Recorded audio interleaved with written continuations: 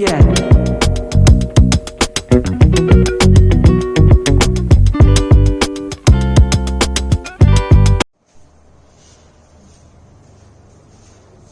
Welcome back बच्चों, this is 40th video of 12th physics. Okay, still current electricity continue करते हैं अपन। Measurement में आज व्हीटस्टोन ब्रिज करेंगे। व्हीटस्टोन ब्रिज से पहले एक क्वेश्चन कर लेते हैं। इस क्वेश्चन में ABC 3 पॉइंट से वायर O पे आके मीट कर रहे हैं। ये रेजिस्टेंस R, ये 2R, ये 3R। ये करंट गिवन है क्वेश्चन में I1, ये I2 और ये I3। ठीक है, तो अपने को एक तो O का पोटेंशियल फाइंड करना है और I1, I2, I3 की वैल्यूज फाइंड करनी है। Potential of O and I1, I2, I3 की वैल्यूज फाइंड करनी है। ठीक है, पोटेंशियल। अच्छा, एक इस फिगर को देख के I1 equal to I2 plus I3 है। ध्यान से देखो, एक एक क्वेश्चन को अपन लिख सकते हैं I1 equal to I2 plus I3, या फिर अपन लिख सकते हैं I1 minus I2 minus I3 equal to 0। ठीक है, अब O का पोटेंशियल अपन अपनी मर्जी से V सपोज कर देते हैं। O का पोटेंशियल, O ये मैं इसको अलग कलर से लिख देता हूं। O का पोटेंशियल अपन V सपोज कर लेते हैं। ठीक है, आप ध्यान से देखना बच्चों, करंट ऐसे फ्लो हो रही है तो ये ज्यादा पोटेंशियल पे होगा, ये कम पोटेंशियल पे होगा। तो I1 को अपन लिख सकते हैं 3E minus V upon R sorry.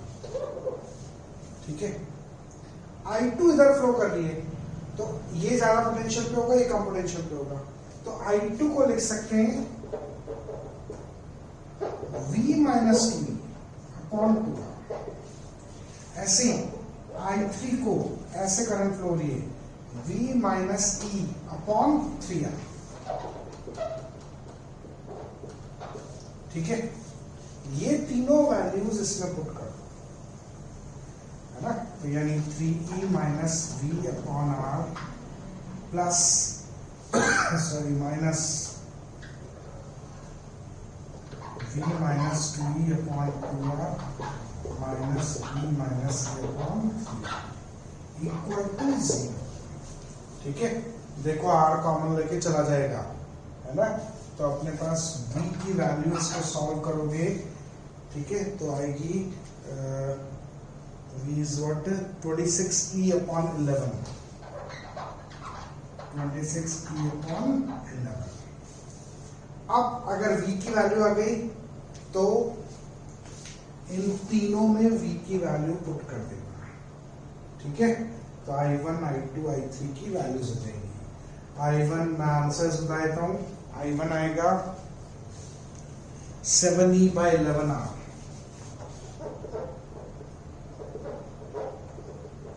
I2 आएगा 2E by 11R और I3 आएगा 5E by 11। ठीक है, सो कंप्लीट कर लेना बच्चों। अब एक नई चीज समझते हैं अपन, Wheatstone bridge.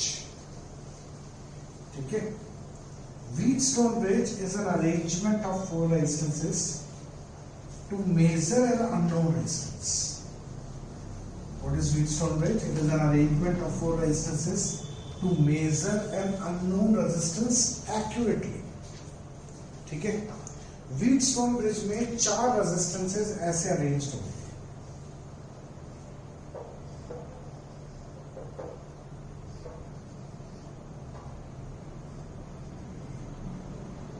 P, Q, R and S।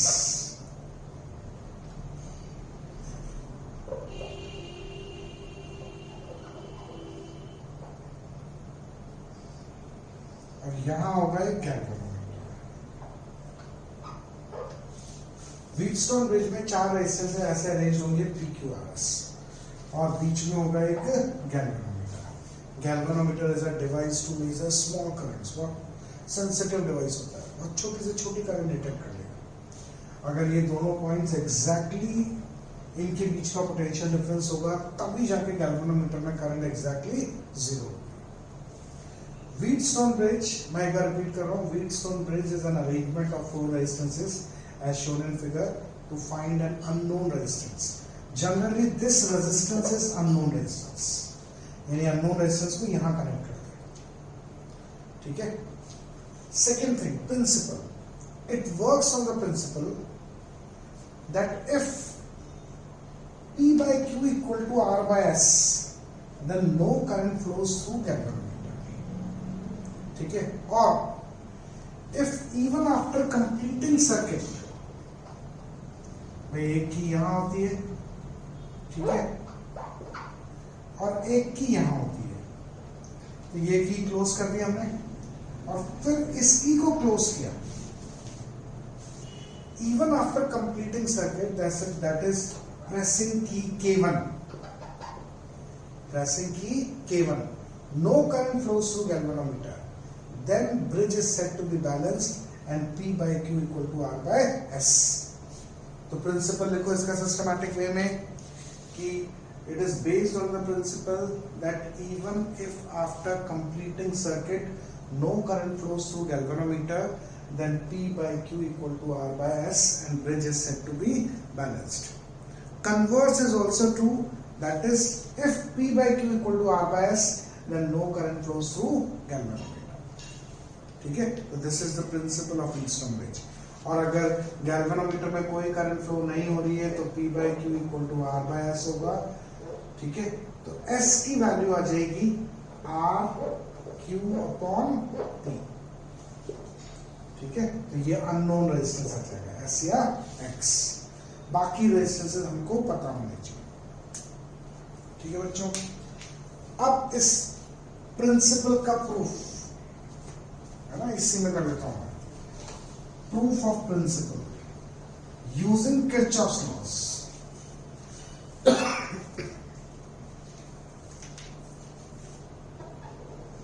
Proof of principle.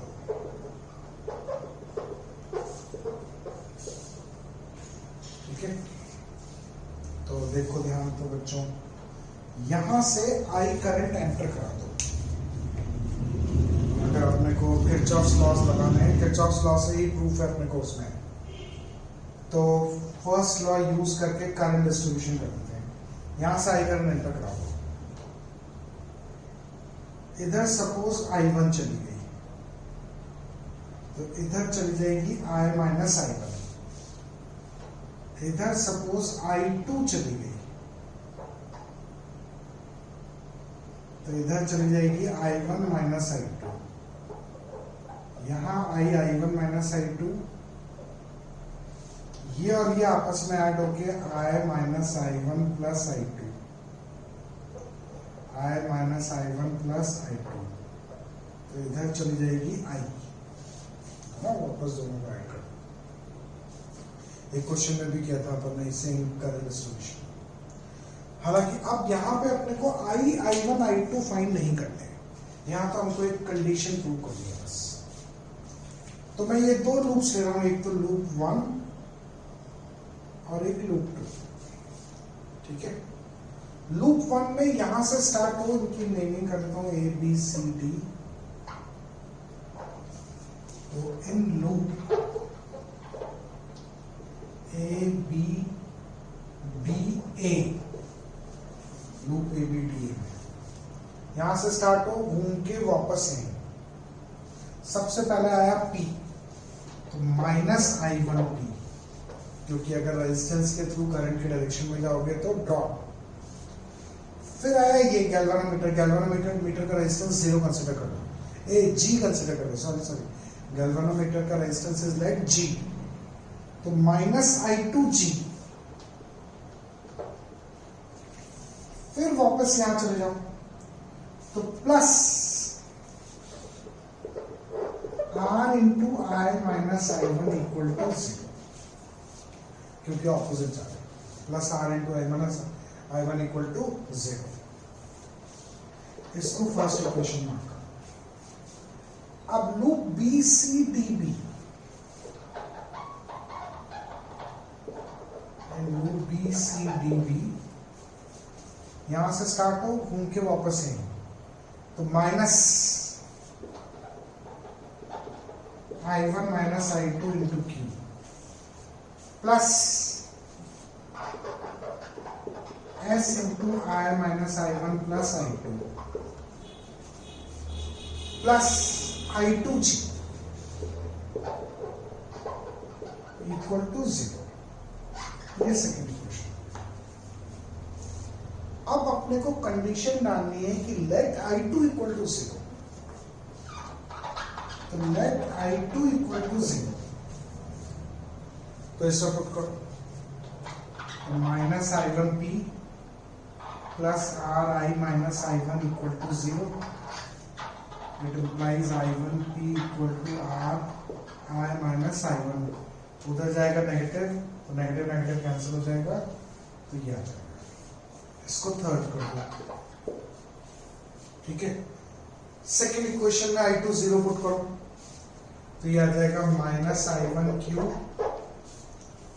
Plus S into I minus I1 plus I2 वाला पार्ट 0, तो इक्वल टू 0 है ना। यहां 0 पुट कर दिया, यहां 0 पुट कर दिया, यहां 0 पुट कर दिया, तो सिर्फ ये बचेगा। नेक्स्ट स्टेप में अगेन इसको उधर ले जाओ, तो ये आ जाएगा। इसको फोर्थ इक्वेशन कर लो, थर्ड को फोर्थ से डिवाइड कर दो, तो I1P upon I1Q is equal to RI minus I1 upon SI minus I1। ये कैंसिल हो गए देखो, तो it implies P by Q equal to R by S। If I2 equal to 0, then P by Q equal to R by S. That is, if no current flows through galvanometer, then P by Q equal to R by S. है ना, ये Wheatstone bridge का अपन ने principal prove कर दिया, ठीक है।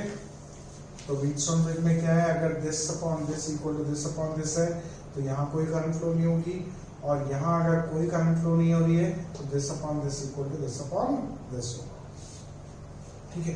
अब कैसे यूज करेंगे अपने इसको, भाई इससे क्या फायदा होगा, एक तो अननोन रेजिस्टेंस पता चली जाएगा, प्लस न्यूमेरिकल सॉल्व करने में काम में आएगा।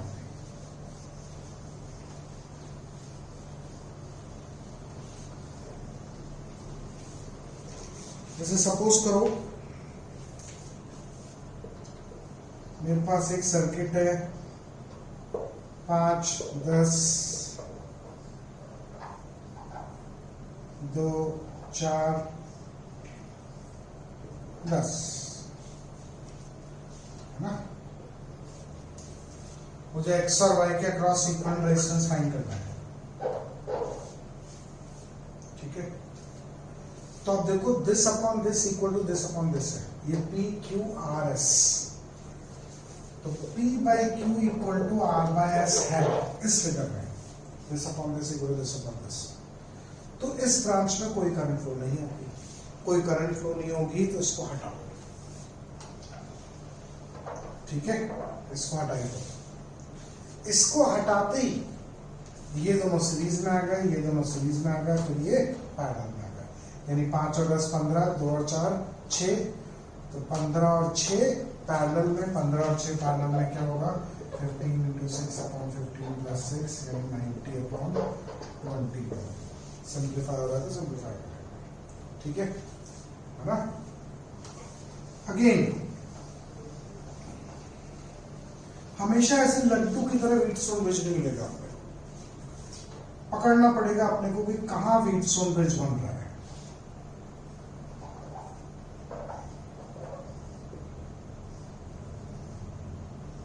जैसे सपोज करो ये एक सर्किट है, X Y, और ये है 4, ये है 12, ये है 2, ये है 6, ये है 10, ये है 8। एक्स और वाई के क्रॉस इक्विवेलेंट रेजिस्टेंस फाइंड करना है। तो क्या करोगे, इसको ध्यान से देखो और कोशिश करो कि इसमें व्हीटस्टोन बेस तुम पकड़ पाओ, है ना। बहुत सारे बच्चों ने पकड़ लिया होगा। ये जो चीज है ना, ये व्हीटस्टोन ब्रिज होनी है, और this upon this equal to this upon this है, और this upon this equal to this upon this है, तो इसको हटा दो 10 वाले को। और जैसे अपन 10 वाले को हटाएंगे, अब देखो ये बिल्कुल ही सिंपल हो गया। ये दोनों सीरीज, ये दोनों सीरीज, और फिर ये तीनों पैरेलल। 4 और 12 16, 16 8 8 पैरेलल। तो 1/16 प्लस 1/8 प्लस 1/8 बड़े इजीली सॉल्व हो जाएगा, ठीक है ना। इसका इक्विवेलेंट रेजिस्टेंस हो जाएगा 16 2 प्लस 1 प्लस 1 1/r, r हो जाएगा 4। सो सिंपल, ठीक है।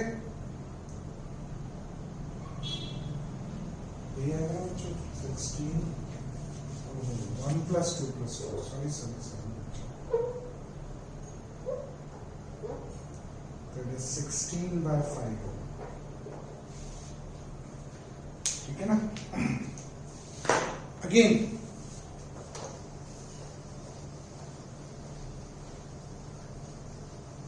जो भी अलग अलग पॉसिबिलिटीज हैं वो मैं डिस्कस कर रहा हूं यहाँ पे।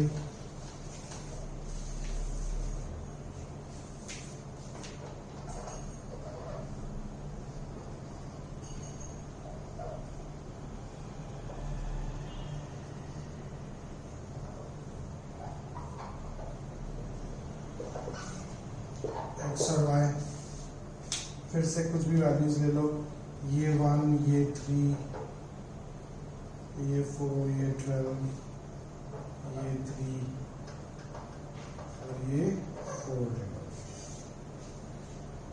अब अगेन व्हीटस्टोन ब्रिज देखो कहाँ मिलेगा तुम्हें,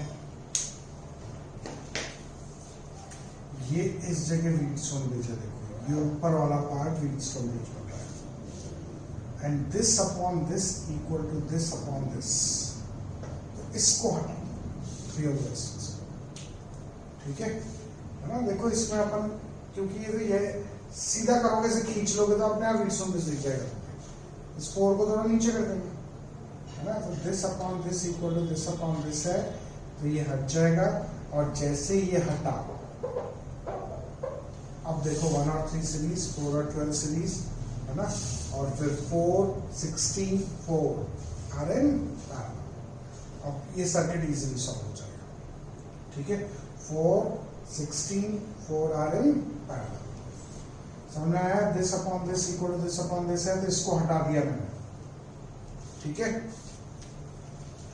एक बहुत ही इंपॉर्टेंट क्वेश्चन है, बोर्ड में कई बार आ चुका है।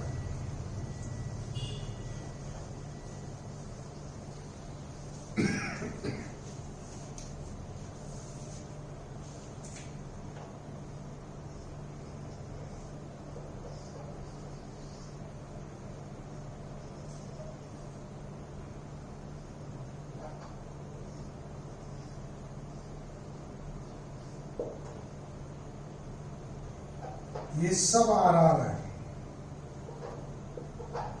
और अपने को एक्स और वाई के अक्रॉस इक्विवेलेंट रेजिस्टेंस फाइंड करना है, ठीक है।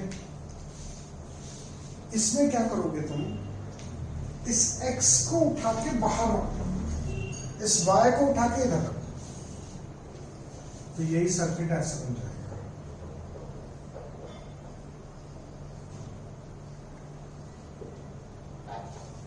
ये y को उठा के बाहर रख दिया, और इसको उठा के इधर रखा,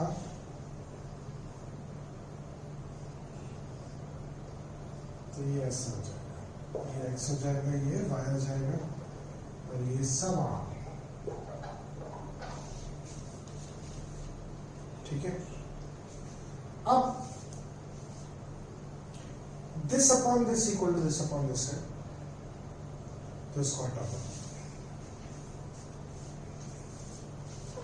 इसको हटा दो। अब इसको हटाती, ये दोनों सीरीज, ये दोनों सीरीज, फिर ये दोनों पैरेलल, यानी r plus r2r, r plus r2r, 2r 2r is r, one is the answer. ठीक है, समझना है बच्चों, है ना। तो व्हीटस्टोन ब्रिज के ये अलग अलग तरीके के क्वेश्चंस हैं जो मैं डीपीपी में भेजूंगा, उनको ट्राई करना।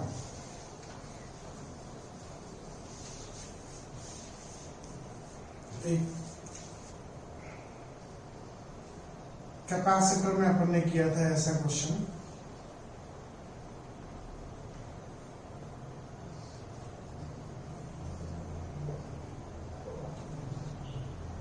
ये भी व्हीटस्टोन ब्रिज पे बेस्ड है, ये सब आ रहे हैं। इसको उठा के यहां रख लो, मैं इसी सर्किट को चेंज कर रहा हूं, इसको यहां रख रहा हूं, तो ये वाला जो रेजिस्टेंस है ना, ये यहां पहुंच जाएगा, देखो यहां से हटके, और ये जो लाइन है ना, ये यहां पहुंच जाएगी और ये यहां मिल जाएगा ऐसे।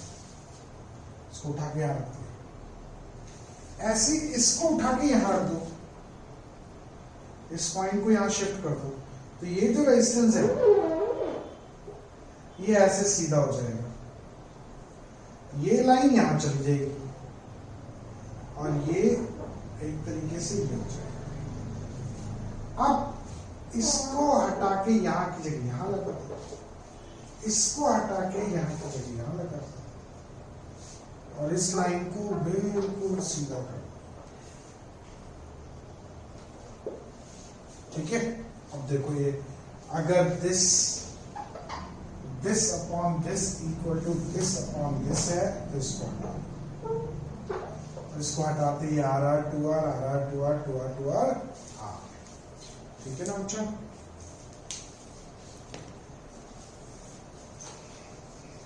अच्छा तुम्हें इतना नहीं करना है इसमें, तुम लोग तो ऐसे याद रखना कि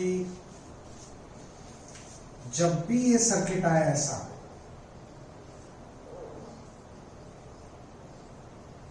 है ना, तो ये व्हीटस्टोन ब्रिज है और इसमें ये वाला रेजिस्टेंस हटाना है, ये हटाते ये सीरीज फिर ये हटा दो। ठीक है बच्चों, है ना। अब व्हीटस्टोन ब्रिज अपने को लैब में किस फॉर्म में मिलेगा? व्हीटस्टोन ब्रिज अपने को लैब में मिलेगा मीटर ब्रिज के फॉर्म में। व्हीटस्टोन ब्रिज पे जो बेस डिवाइस है that is called metre bridge. ठीक है,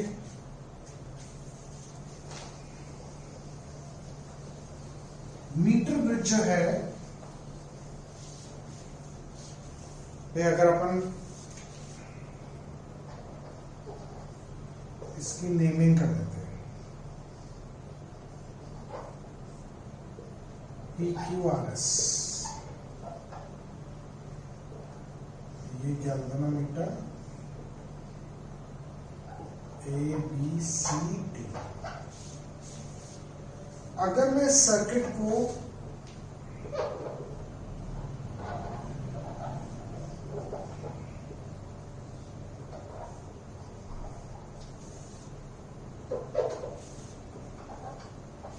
ऐसे बना दूं,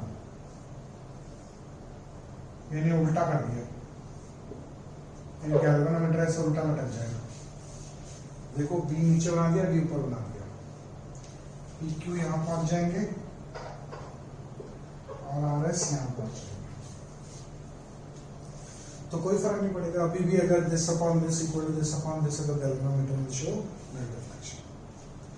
लैब में हमें ये चीज देखो, ये जो A है ये थिक कॉपर की स्ट्रिप होगी जो A का काम करेगी, ये D अगेन एक थिक कॉपर की स्ट्रिप होगी,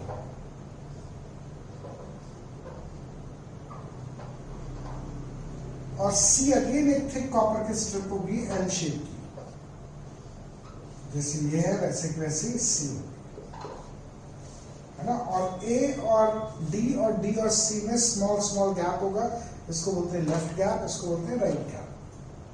ठीक है, A और D के बीच में एक रेजिस्टेंस बॉक्स लगा रहता है। ये थिक कॉपर की स्ट्रिप्स इसलिए ले रहे हैं क्योंकि ये पूरा एक ही पॉइंट है A, तो यहां और यहां जोड़ेंगे अपन, ऐसे ही डी पे अलग अलग पॉइंट्स लेंगे तो वो सारा एक ही पॉइंट है। तो थिक कॉपर स्ट्रिप्स में हम मान के चलेंगे कि दो पॉइंट्स के बीच का रेजिस्टेंस 0, ठीक है। डी और सी के बीच में अननोन रेजिस्टेंस होगा, एस या एक्स, ठीक है। ए से सी के बीच में एक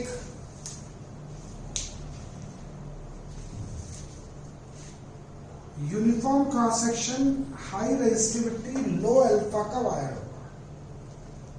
uniform cross section high resistivity low alpha का वायर होगा, जो कि या तो कॉन्स्टेंटेन का होगा या मैंगनीन का होगा, क्योंकि इनके अल्फा ऑलमोस्ट टेंडिंग टू 0 होता है। तो uniform cross section high resistivity low alpha का वायर होगा ब्लू, ठीक है, ये जो ब्लू ड्रॉ किया है ना। डी से एक गैल्वेनोमीटर,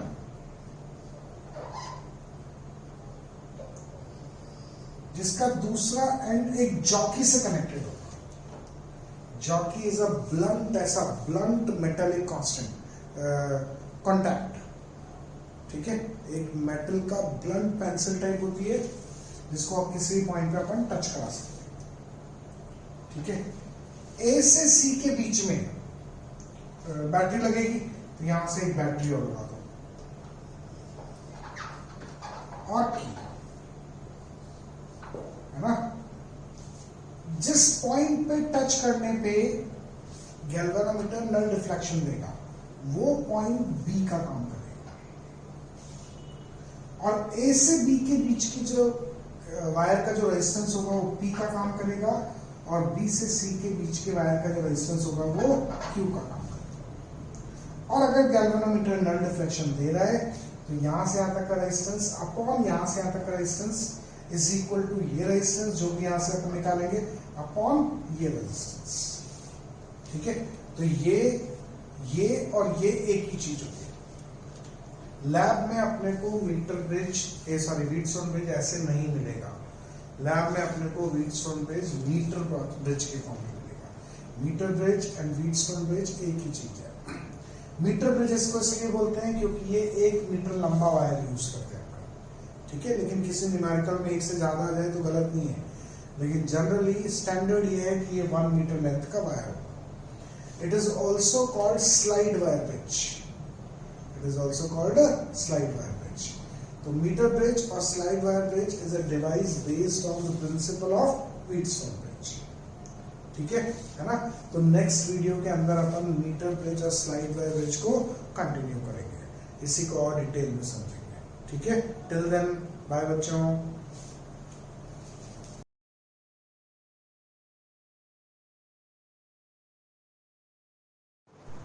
वेलकम बैक बच्चों, this is 41st video of 12th physics. Slide wire bridge continue करते हैं। स्लाइड वायर ब्रिज और मीटर ब्रिज एक ही बात है। स्लाइड वायर ब्रिज और metre bridge is a device based on Wheatstone bridge, ठीक है। पिछले वीडियो के एंड में मैंने तुम लोगों को समझाया था, मैं उसको रिपीट कर रहा हूं कि व्हीटस्टोन ब्रिज कुछ ऐसा था। Arrangement of 4 resistances P Q R S, ये ए बी सी डी, और यहाँ ये गैल्वेनोमीटर, ठीक है।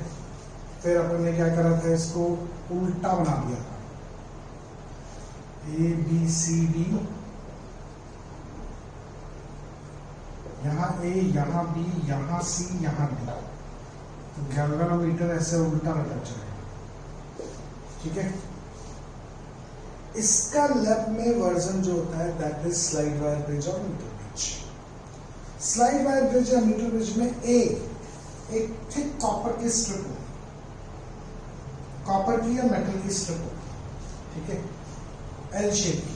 D is again a thick metal strip and C is again a thick metal strip.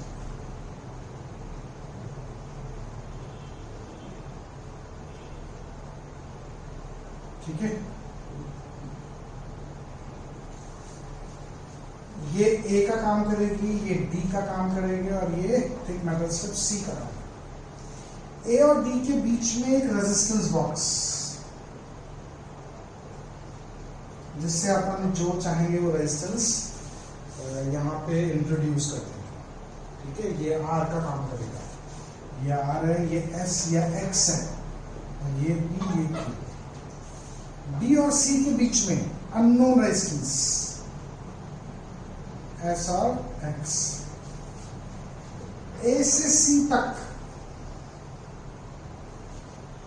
एक वायर, क्या फीचर्स बताए थे इसके? Uniform cross section, high resistivity, low alpha का एक वायर। ठीक है, बी से एक गैल्वेनोमीटर और एक jockey. What is jockey? A blunt metallic contact. ठीक है, जिसको अपन अलग अलग पॉइंट्स पे टच करा के गैल्वेनोमीटर को चेक करेंगे। ए से सी के बीच में, क्योंकि यहाँ पे कहीं पे बैटरी लगी हुई होगी ऐसे। ठीक है, तो ए से सी के बीच में, दूसरे कलर से बनाता हूं मैं,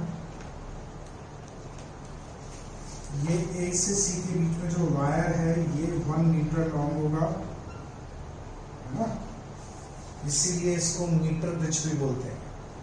लेकिन किसी न्यूमेरिकल में 1 मीटर के अलावा कोई लेंथ आ जाए तो भाई कोई गलत नहीं है, लेकिन स्टैंडर्ड इज 1 मीटर।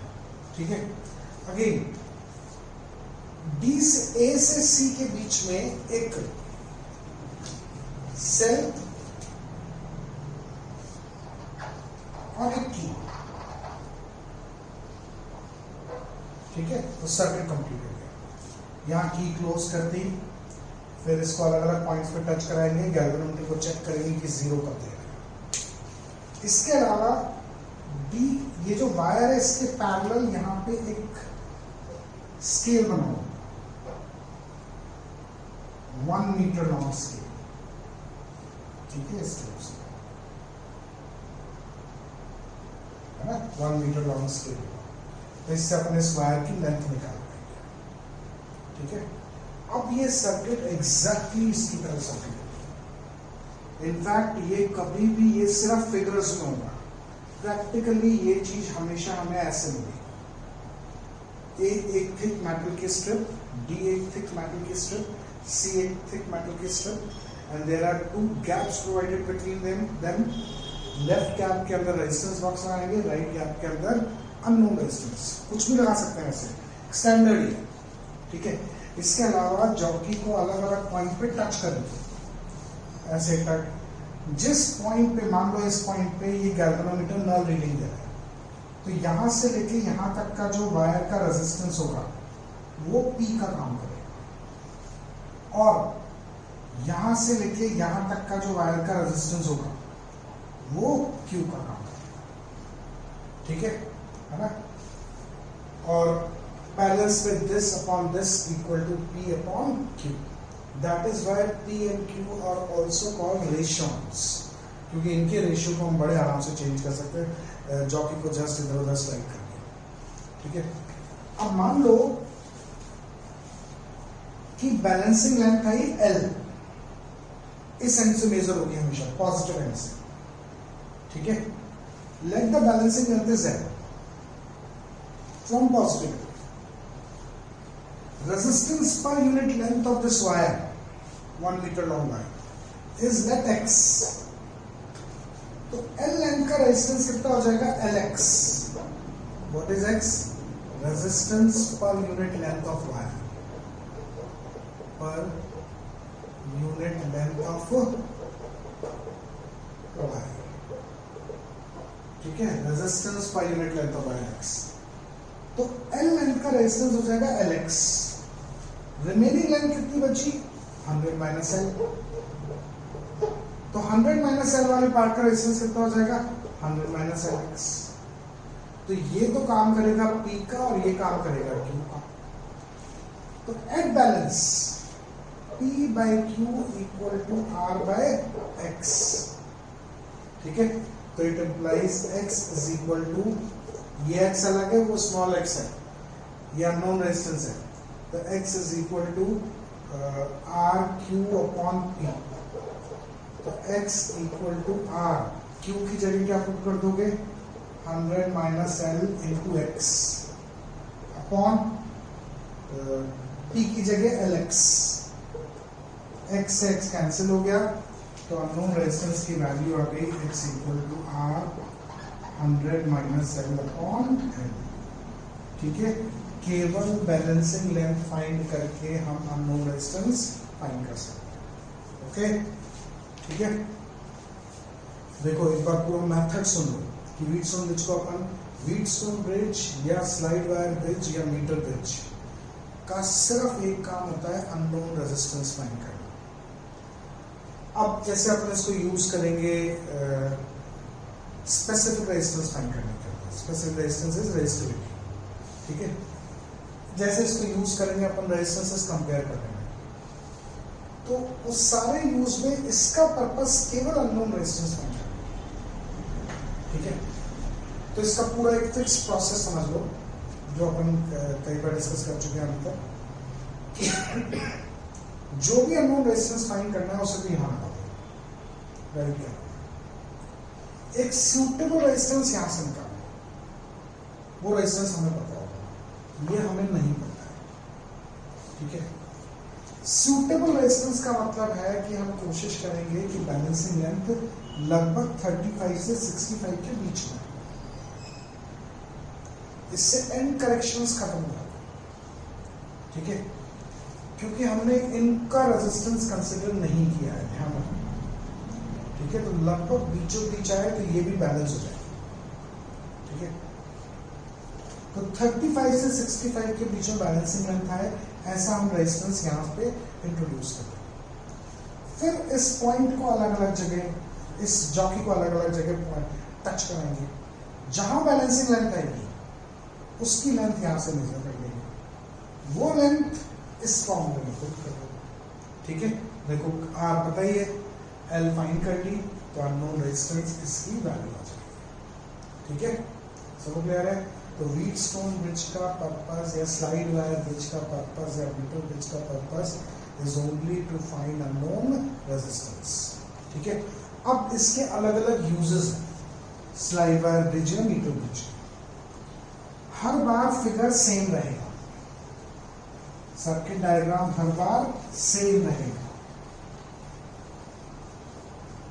पहला यूज है to find an unknown resistance. ठीक है, to find an unknown resistance.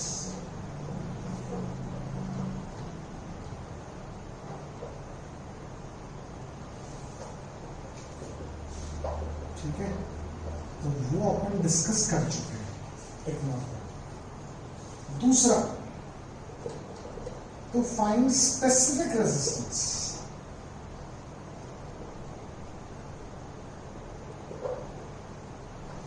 Specific resistance is what? Resistivity. ठीक है, तो कर लेते हैं, बहुत सिंपल है ना। मैंने तुम्हें क्या बोला, टू फाइंड स्पेसिफिक रेजिस्टेंस में मीटर ब्रिज का काम केवल उस वायर का रेजिस्टेंस फाइंड करना रहेगा, है ना। तो पहले तो वही पूरा सर्किट डायग्राम मेरे साथ साथ ड्रॉ करना। 5-6 बार ये सर्किट डायग्राम ड्रॉ कर लोगे तो इसके न्यूमेरिकल्स बिल्कुल इजीली सॉल्व हो जाएंगे।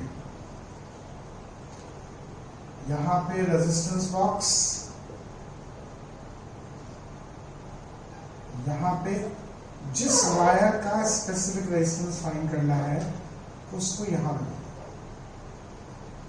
तो यहां करके ऐसे लगा दिया। ठीक है, यहां से लेके यहां तक, यहां से लेके यहां तक 1 मीटर लंबा है। ठीक है, उसके बाद यहां से वही गैल्वेनोमीटर,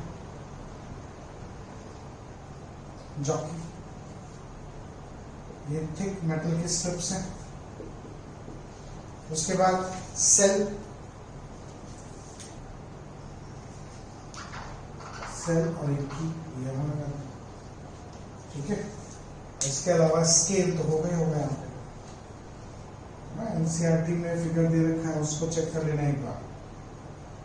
नेमिंग थोड़ी सी गड़बड़ है उसमें, उन्होंने XY से रिप्रेजेंट कर रखा है, उससे कंफ्यूजन और होता है। ठीक है, अब यहां पे एक सूटेबल रेजिस्टेंस इंसर्ट करो। इंट्रोड्यूस करो, जॉकी को अलग अलग पॉइंट्स पे टच कराओ, जिस पॉइंट पे गैल्वेनोमीटर नल डिफ्लेक्शन दे उस पॉइंट की यहां से लेंथ फाइंड कर लो, लेट दैट इज एल। इस वायर का रेजिस्टेंस आ जाएगा अपने पास, लेट दैट इज एक्स।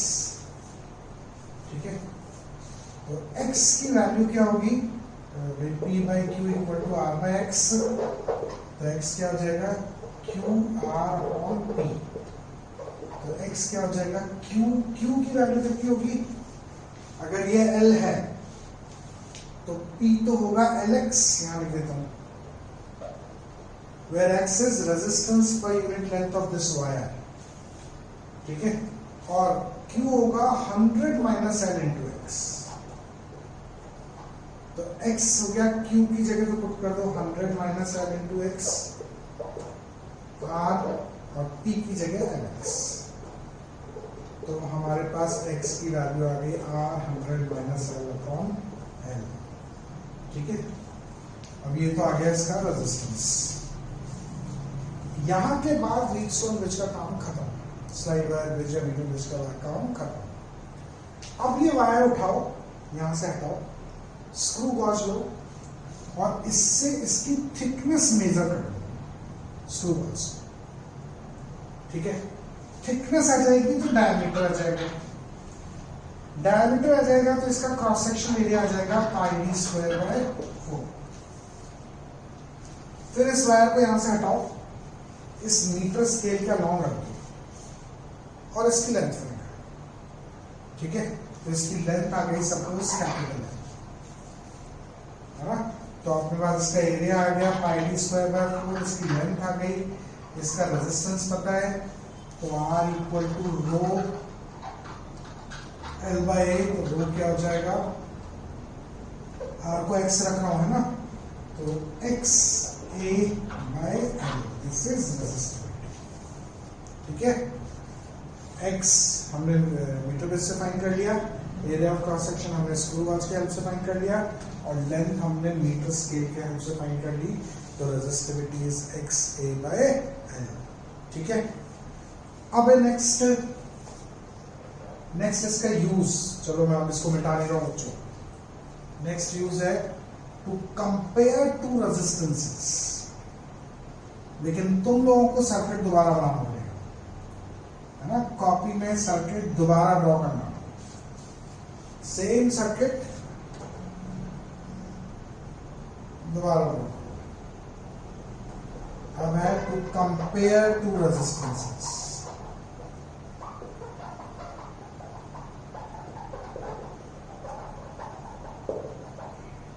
ठीक है, जिन दो रेजिस्टेंसेस को कंपेयर करना है उनको यहां लगा दो,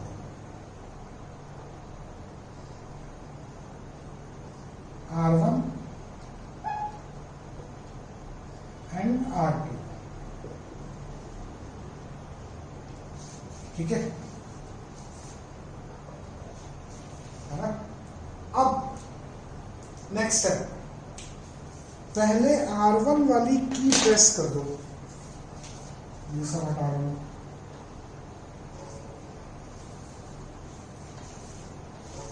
इसका व्हीटस्टोन ब्रिज का, सॉरी स्लाइड वायर ब्रिज का या मीटर ब्रिज का कंस्ट्रक्शन है, तो जो नोट्स भेजे हैं उसमें से कंस्ट्रक्शन लिखना। ठीक है,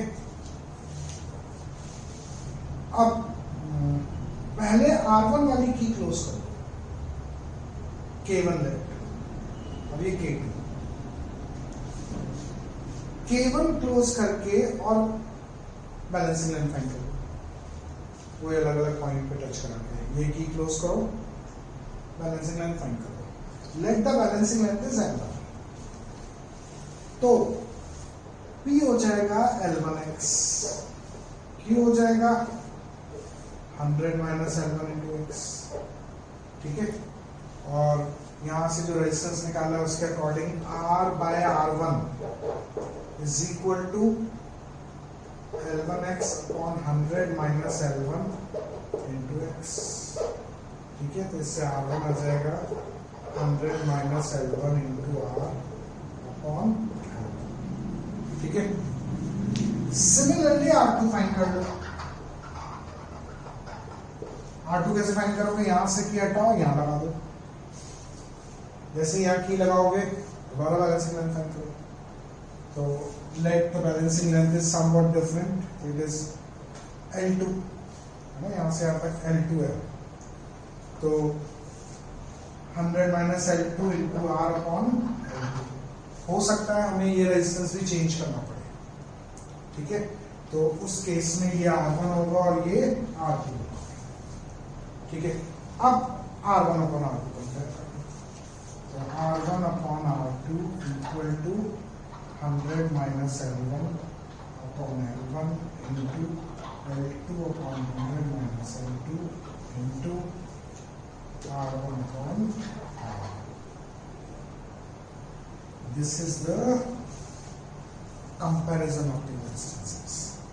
ठीक है, this is what comparison of two resistances. आया समझ में बच्चों? ठीक है, मीटर ब्रिज का काम हमेशा क्या रहेगा? नो रेजिस्टेंस फाइंड करना। अब कुछ एक दो न्यूमेरिकल्स करते हैं।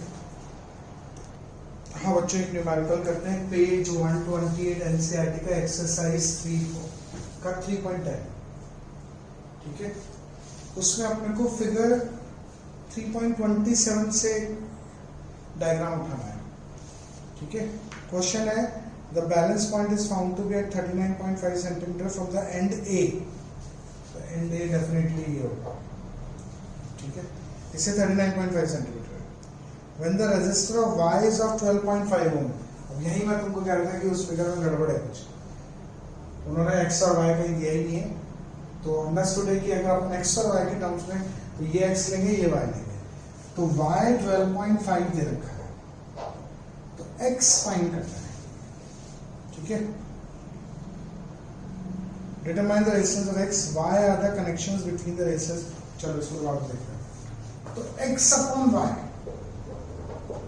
is equal to this upon this, 39.5 upon 100 minus 39.5.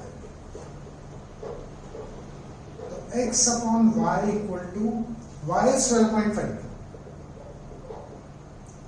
39.5 upon कितना आ गया ये 60.5। x आ गया 39.5 upon 60.5 into 12.5, ठीक है। ये कुछ शायद 8.1 होगा, ऐसा कुछ है ना, जो भी है। ये सॉल्व में करना है। अब ये x आ गया। उसके बाद उन्होंने बोला है ये थिक मेटल स्ट्रिप्स क्यों लेते हैं इसी पार्ट ए के अंदर। तो थिक मेटल स्ट्रिप मैंने तुम्हें पहले भी समझाया है कि this and this is same point, तो इनके बीच में कोई रेजिस्टेंस ना आ जाए, है ना, क्योंकि अपन ने उनको कुछ भी काउंट नहीं किया, अपन ने एक ही पॉइंट कंसीडर किया। तो इसलिए थिक मेटल के स्ट्रिप्स लेते हैं कि इनके बीच में आपस में कोई रेजिस्टेंस ना हो, टेंडिंग टू जीरो होगा, बहुत ही कम, तो उसको अपन अच्छे से नेग्लेक्ट कर सकते हैं, ठीक है। फिर है B part, determine the balance point of the bridge above if x and y are interchanged। इन दोनों को इंटरचेंज कर दिया, यहाँ y लगा दिया, यहाँ x लगा दिया, ठीक है। तो बैलेंसिंग लेंथ हो जाएगी y by x equal to, अच्छा y अपॉन x का रेशियो हमें पता है, ठीक है, x अपॉन y का रेशियो हमको पता है। तो कुल मिला के जैसे इनको इंटरचेंज करोगे बैलेंसिंग लेंथ भी इंटरचेंज हो जाएगी, यानी ये 60.5 हो जाएगी, ये 39.5, ठीक है।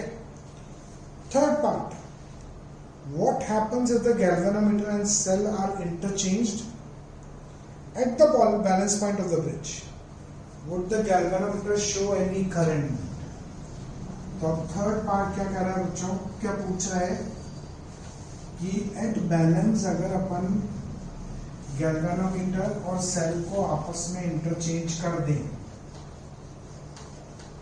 तो बैलेंसिंग लेंथ पे क्या फर्क पड़ेगा, या गैल्वेनोमीटर कुछ रीडिंग शो करेगा या नहीं करेगा, ठीक है। तो देखो अब इसको स्टेप बाय स्टेप समझो। भाई ये अपना व्हीटस्टोन ब्रिज है, PQRS, और इसके बैलेंस की कंडीशन थी, ये पॉइंट्स के लिए नहीं करता, ABCD, P/Q equal to R/S, ये बैलेंस है, इसका मतलब P/Q इक्वल टू R/S है। अब वो कह रहे हैं कि बैलेंस के टाइम में इन दोनों को इंटरचेंज कर दिया, कर देते हैं इंटरचेंज।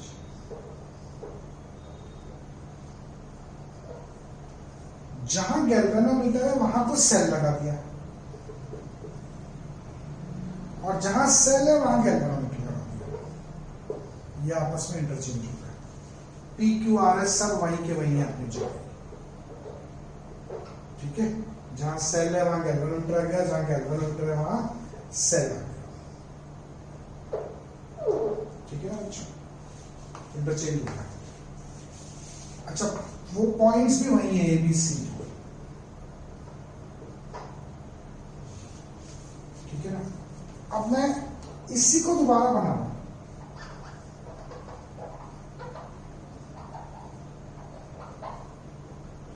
ये A, B, C और ये D, देखो B और D के बीच में सेल लगा हुआ है, अब जरूर थोड़ी अंदर से लगाऊं, मैं इसको बाहर से लगा देता हूं, क्या फर्क पड़ेगा, कोई फर्क नहीं पड़ेगा। A और C के बीच में गैल्वेनोमीटर लगा हुआ है, जरूर थोड़ी बाहर से लगाऊं, अंदर से लगा देता हूं, ठीक है, इसके टर्मिनल्स को कंफ्यूजन नहीं हो, ठीक है। अब ध्यान से देखो, इससे कोई फर्क नहीं पड़ेगा, ध्यान रखना। अगर मैं इसको अब यहां से देखूं ना, अच्छा ये PQRS वहीं के वहीं है, तो ये दोबारा से व्हीटस्टोन ब्रिज बन गया यहां से। अब अगर this upon this equal to this upon this होगा तो galvanometer will show non deflection. तो देखते हैं R/P is equal to S upon Q, ठीक है, P को यहां ले जाओ, S को यहां ले जाओ, R/S इक्वल टू P/Q, ठीक है। तो अभी भी देखो इसका मतलब, क्योंकि ये तो ऑलरेडी है P/Q इक्वल टू R/S, तो इसका मतलब this bridge is also balanced and the galvanometer will show no deflection, ठीक है। तो अगर अपन एट बैलेंस गैल्वेनोमीटर और सेल को आपस में इंटरचेंज कर दें तो बैलेंसिंग लाइन पे कोई फर्क नहीं पड़ेगा, galvanometer will still show null deflection, ठीक है। एक क्वेश्चन एनसीईआरटी का सॉल्व तुम लोगों को करना है पेज 121 पे, एग्जाम्पल 3.9, पेज 121 एग्जाम्पल 3.9 होमवर्क में करना, फिर अपन कल इसी के क्वेश्चंस कंटिन्यू करेंगे, ठीक है। बाय बच्चों।